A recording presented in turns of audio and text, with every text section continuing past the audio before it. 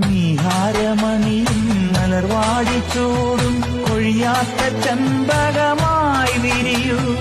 ശോകാദ്രമായി മിഴി കവിളോരമോടി സാഗര നീലിമ വീണുടയേ.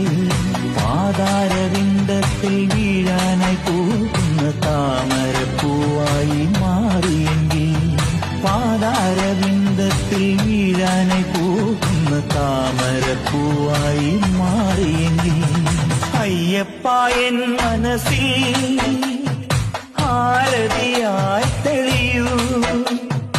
അനുദിനമാ പ്രഭയേ അലിയാനാഗ്രഹമാ.